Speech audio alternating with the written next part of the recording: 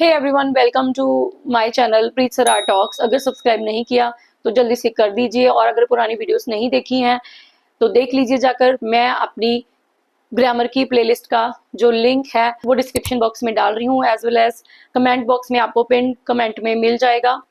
Start करते हैं next tense, क्योंकि लास्ट टाइम हमने किया था पास्ट कॉन्टिन्यूस। जैसे कि मैंने प्रॉमिस किया था, सीरीज हमारी ऐसी चलेगी, कॉन्टिन्यूअस की सीरीज चलती है तो अब कॉन्टिन्यूअस की ही सीरीज चलेगी, बिकॉज ऐसे समझना टेंसेस को है बहुत ज्यादा आसान।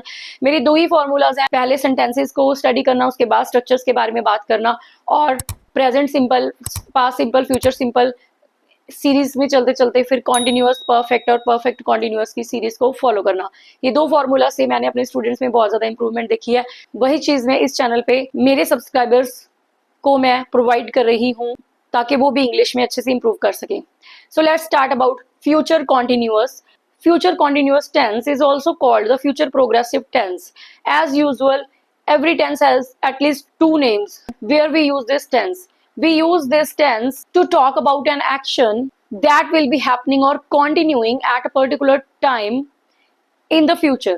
Means हम इस tense का use ऐसे action के बारे में बताने के लिए करते हैं जो कि future में continuity में होगा, हो रहा होगा, चल रहा होगा। For example, I will be teaching English tomorrow at 8 AM। जी हाँ, मैं कल सुबह के 8 बजे इंग्लिश पढ़ा रही होंगी। हिंदी में रही होंगी, रहे होंगे, रहा होगा। These are the science of future continuous. This was all about segment 1. Let's move to segment 2. As I said before, I just gonna repeat. Future continuous is also called future progressive. So it has two names but one tense. Let's look at the basic structure of future continuous. Before going to structures, I will just introduce some tenses first. For example, I will be studying tomorrow. We shall be going to Delhi. Basic structure is subject plus will, shall plus be, studying, going, V1 plus ing form plus, here is I have used time word and here is an object. So object would be there in basic structure, means standard structure would be like this: subject plus will or shall plus be plus V1 plus ing plus object. This would be the basic structure forever for all kinds of sentences under future continuous, whether we talk about affirmative or negatives or interrogatives or interrogative plus negatives. This is the base formula. Let's understand these sentences in Hindi. I will be studying tomorrow. मैं कल पढ़ रही होंगी means I'm talking about tomorrow, but the action would be continuous. We shall be going to Delhi. कल हम, या फिर जबकि मैं बात कर रही हूँ नियर फ्यूचर की, मैं बात कर रही हूँ फ्यूचर की, मैं बात कर रही हूँ, we shall be going to Delhi. हम दिल्ली जा रहे होंगे. Segment 3. Let's talk about the use of will and shall. Mostly students confuse where to use will, where to use shall, because both are in use with I and we. Yes, let's break it down to simplify it. Use of will and shall.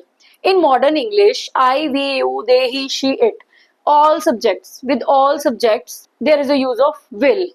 But if you want to use shall, then you can use with I and we. But it is in very less use and it is more formal, occasional, traditional और polite. Means अगर आपको लगता है कि आपने shell का use करना है तो आप बहुत ज्यादा पोलाइट वे में बोलना चाहते हो, या फिर कुछ ट्रेडिशनल सेंटेंसेस यूज करना चाहते हो, या ओकेजनल आप उसको यूज करना चाहते हो, या फिर formal means you are in office and you want to write some kind of letter in official use, you want to use, then you can use shall. But अगर आप उसकी जगह पे विल का यूज करोगे तो वो भी करेक्ट ही होगा. इसलिए शेल का यूज जो है वो एक ओल्ड फैशन माना जाता है. हर जगह पे will का ही यूज होता है. That's why with all kinds of subjects now the will is being used for all kinds of subjects. If you want to use shall, then some kind of examples are there. We shall be meeting at 5. With we, you can use shall in this way, and I shall be waiting for your call. With I, you can use shall like this. So here is the use of shall. Otherwise, in segment 2, I had taken the examples of will, so you can watch these examples again. In nutshell, in everyday spoken English, will sounds more natural. You can use shall occasionally to sound more formal or traditional. Segment 4. Now let's learn all types of sentences. Future continuous sentence types. As you know, अगर आपने मेरी पुरानी सारी videos देखी हैं, जो पहले मैंने 5 वीडियोस बनाई हैं, present simple, past simple, future simple, then present continuous, past continuous, जिनका लिंक मैंने डिस्क्रिप्शन बॉक्स में, उस प्लेलिस्ट का लिंक मैंने डाल दिया है। आप एक क्लिक करते ही उस पर सारी वीडियोस एक ही बार में आपको शो हो जाएंगी, यू कैन वॉच। तो आपको ये वीडियो समझने में बहुत बहुत ज्यादा आसानी होगी, बिकॉज ये सारी सेम चीजें हैं जो बार बार रिवाइज हो रही हैं। आपको इतनी ज्यादा अच्छे से रट जाएंगी, आपको लगेगा these tenses are too easy. ऐसा कुछ नहीं है, तो आप प्लीज जाइए एंड वो वीडियोस को वॉच कीजिए, आपको बहुत बहुत इजी फील होने वाला है। उन वीडियोस में मैंने काफी ज्यादा इलेबोरेशंस दी हुई हैं, so you can watch and learn more and more. Let's come to the topic affirmative. First of all, as my past videos, I always repeat this sentence, I always repeat in my all videos that I teach sentences, after that I teach structures. Because पहले आप चीज को देखते हो, उसकी look को observe करते हो, देन आप उसके बारे में फाइंड आउट करते हो। आप पहले स्ट्रक्चर, पहले आप सेंटेंस को देखते हो, देन उसके बारे में आपके माइंड में क्वायरीज आनी स्टार्ट होती हैं कि विल लगा हुआ है, बी लगा हुआ है, ये लगा हुआ है, आईएनजी लगा हुआ है, वर्ब लगा हुआ है, देन आप उसके बारे में स्ट्रक्चर में जाते हो। जब आप पहले ही मुश्किल चीज की तरफ जाते हो स्ट्रक्चर के बारे में, you get always confused, subject, object, verb and all that.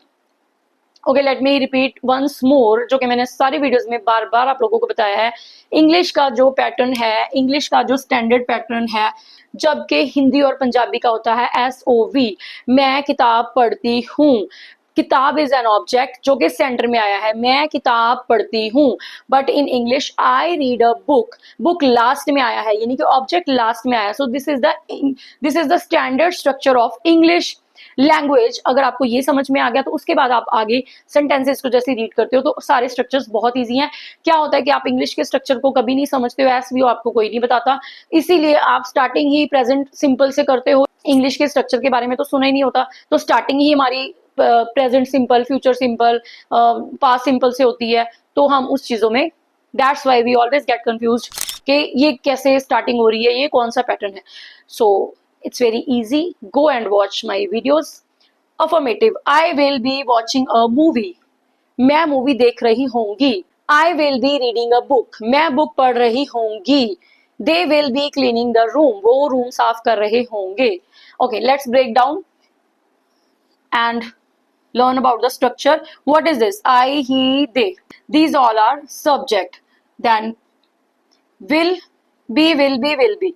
You can use shall be with I and we, as I told in the last segment.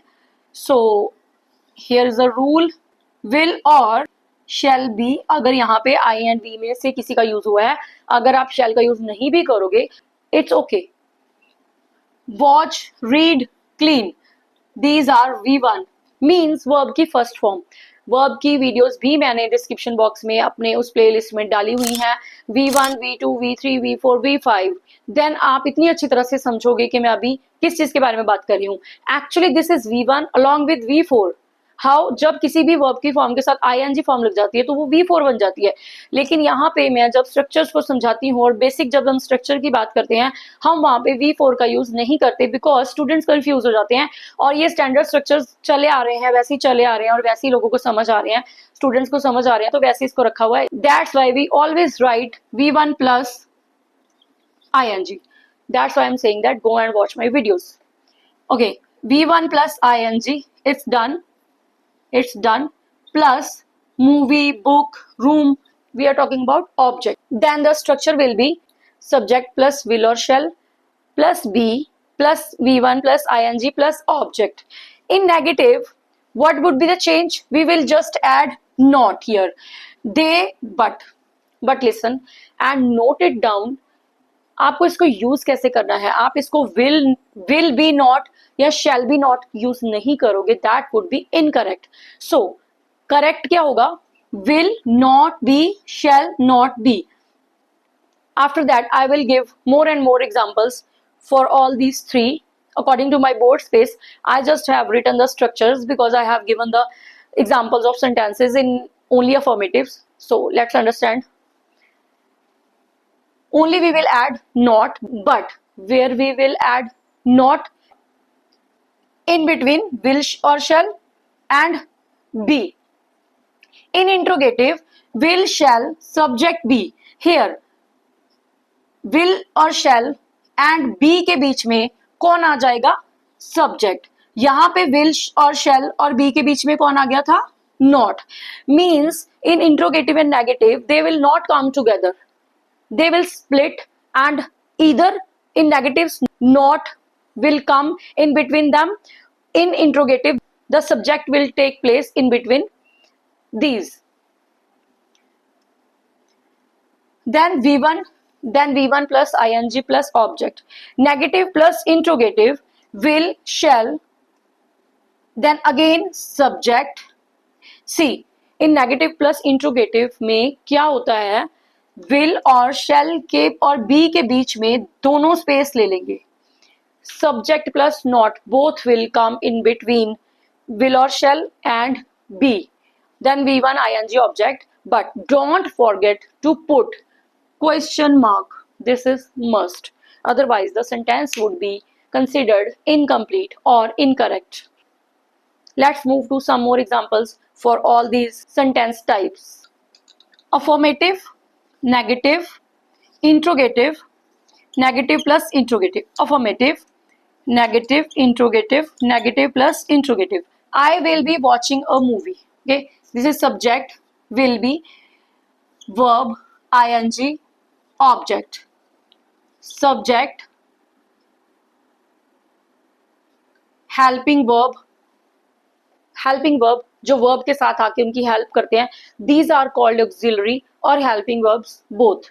You should know all the names of all the sentences, of all the tenses. If there are different names, then you should know about it. It's better to learn more and more names which are being used for these words or these sentences or tenses also. For example, future continuous, future progressive, both are same. Auxiliary verbs, helping verbs, or if we take the name will be, shall be, has, have, had, is, am, are, all these are helping verbs. Main verbs, V1 plus ing and V4 all are same. So there are different kind of names you should know. Helping verb plus V1 plus ing plus object. Okay, जैसे कि मैंने अभी भी आपको बताया था, you just revise that I will not be. मैंने आपको अभी भी बताया था कि will और be एक साथ नहीं आएंगे, उनके बीच में आएगा not. If you talk about negative, if you talk about interrogative, then center में आएगा subject. will और be के center में आएगा subject, और negative में will और be के बीच में आएगा not. The remaining sentence would be same. Negative plus interrogative में will I not be, subject plus not दोनों center में आएंगे will और be के. The remaining sentence would be same, but these both sentences would end with question mark. आप लोगों को ये चीजें रिवाइज करनी है. मोस्टली क्या होता है, सेंटेंसेस समझा दिए जाते हैं, स्ट्रक्चर समझा दिए जाते हैं, रट्टा मरवा दिया जाता है, बट एक जो मेन नोट्स होते हैं ना, वो नहीं बताए जाते. वो नोट्स यही होते हैं, बच्चे को बता दिया will be, shall be, then not, then. अगर आप इस चीज को इतना ज्यादा स्ट्रेस ना करते हो, एक चीज को, एक फॉर्मूला को ये याद रखो कि जब विल बी एक साथ आएगा सिंपल में आएगा, लेकिन जब भी नेगेटिव इंट्रोगेटिव या नेगेटिव इंट्रोगेटिव की बात होगी तो विल भी एक साथ नहीं आएगा, उसके सेंटर में कुछ ना कुछ आएगा. तो वो जो कुछ ना कुछ होगा ना, then when you will stress on your mind कि वो कुछ ना कुछ क्या है, then you will not make a mistake. You will definitely get into your mind कि ये था. So always make notes and learn important things. Tick important things in your notes or in your notebooks or in your books. Affirmative, he will be reading a book. Now think about it. In negative, what will happen? He will you know better, not आएगा be, then the remaining sentence would be same. Will he be, center में आएगा subject, remaining sentence would be same with question mark. Will he not, both will come in between, he not be, will और be के बीच में subject plus not दोनों आएंगे. The remaining sentence would be same, ending with the question mark. So I think now you have understood this topic very clearly. I don't think so you will find any difficulty now about future continuous sentence types. Segment 5. Let's learn how to use WH family words in future continuous. First of all, I will discuss sentences. After that, we will go for the structures as usual. What will be you doing tomorrow? आप कल क्या कर रहे होगे? Ending with question mark. Where will they be going? वो कहाँ जा रहे होंगे? Ending with question mark. Why will she be crying? वो क्यों रो रही होगी? Ending with question mark. Now we discuss the structure.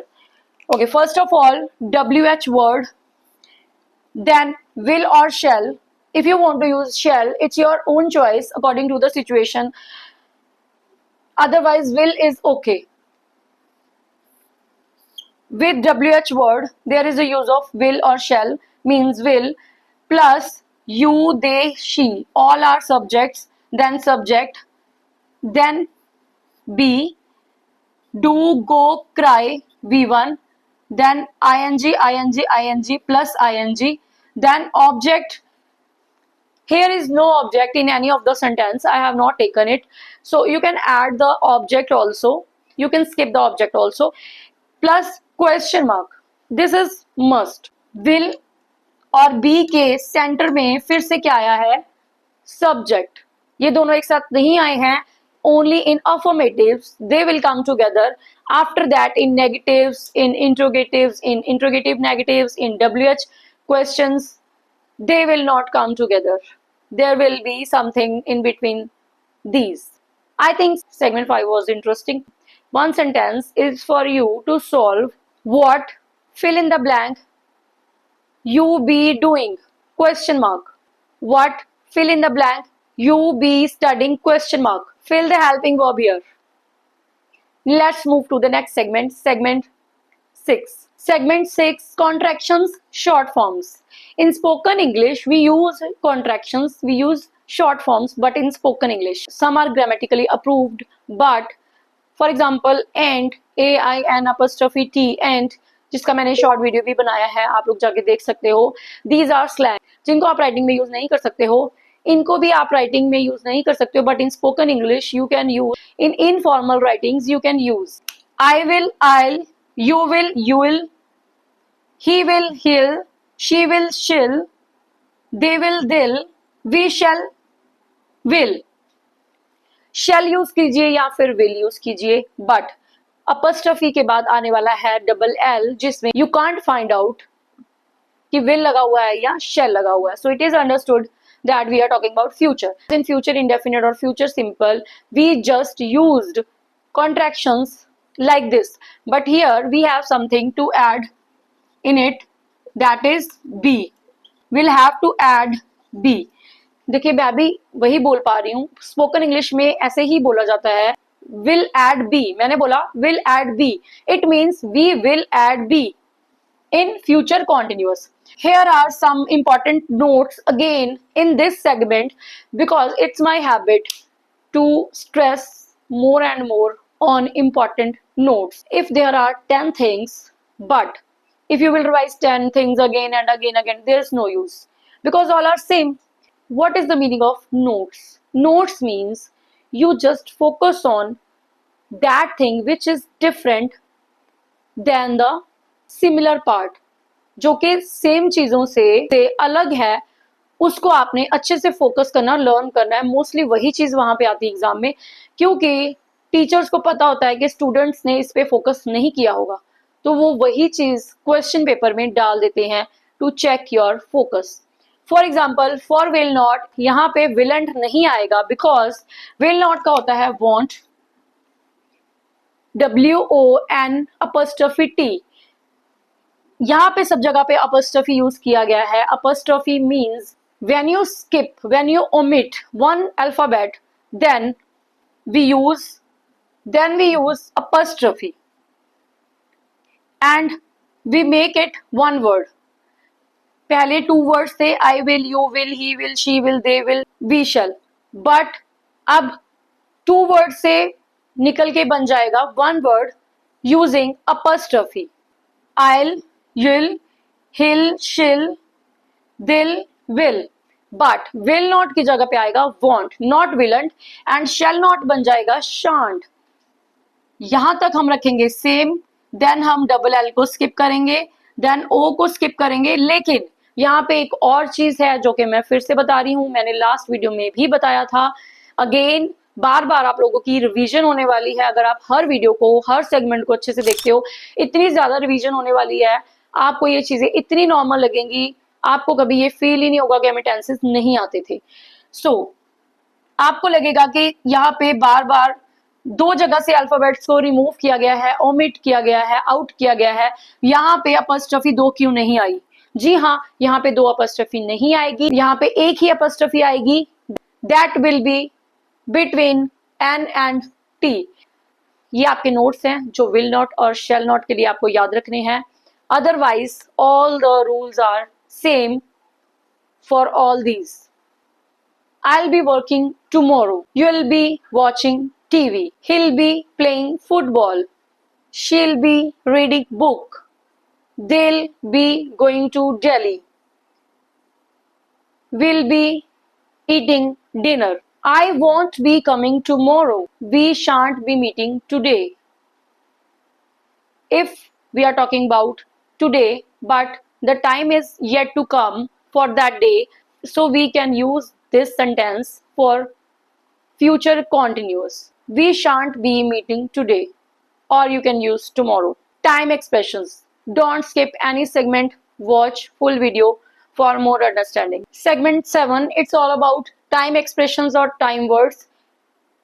Expression and words, you can use any word for this. So time expressions or time words means if you find these in the sentences, then you can easily recognize future continuous. For example, tomorrow. Tomorrow means कल, कल की बात हो रही है. The day after tomorrow is also परसों की बात हो रही है. Next week, अगले हफ्ते की बात हो रही है. Next month, अगला महीना. Next year, अगला साल. By this time next week, इस टाइम पे, बट अगले हफ्ते. At 8 o'clock, 8 बजे की बात हो रही है. वो 8 बजे जो अभी बजने वाले हैं. For example, they will be studying tomorrow evening. वो कल पढ़ाई कर रहे होंगे. She will be traveling next week. वो अगले हफ्ते ट्रेवल कर रही होगी. I will be sleeping at 10 p.m. मैं 10 बजे सो रहा होऊंगा या फिर होंगी. So these are the time words. Many more too. I have written only some. ये सब जो time words हैं, ये हर टेंस में यूज होते हैं according to the situation. But जैसे कि टुमारो है, नेक्स्ट है, ये कुछ ऐसे वर्ड्स होते हैं जो सिर्फ और सिर्फ फ्यूचर के लिए ही यूज होते हैं. अदरवाइज अगर आप टुडे की बात करते हो लेकिन वो आने वाले टाइम की बात कर रहे हो टुडे में, वो जो टुडे टाइम वर्ड है वो प्रेजेंट इंडेफिनिट में भी यूज हो सकता है और फ्यूचर कॉन्टिन्यूअस में या फिर फ्यूचर सिंपल में भी यूज हो सकता है. So it depends upon the situation, it depends on the meaning of the sentence. Let's move to segment 8. Segment 8, parallel actions. जब टू एक्शंस एक साथ चलते हैं उसमें भी दोनों तरफ फ्यूचर कॉन्टिन्यूअस का यूज होता है. For example, I will be cooking dinner while he will be watching TV. मैं खाना बना रही होंगी जब वो टीवी देख रहा होगा. दे will be studying while their parents will be working. वो पढ़ाई कर रहे होंगे जब उनके पेरेंट्स काम कर रहे होंगे. She will be reading when I will be writing notes. वो रीडिंग कर रही होगी जब मैं नोट्स लिख रही होंगी. When we talk about parallel actions, then also we can use future continuous in one sentence. Means two sentences in one sentence using while, when, according to the meaning of the sentence, situation of the sentence, sense of the sentence, according to the grammatical structure.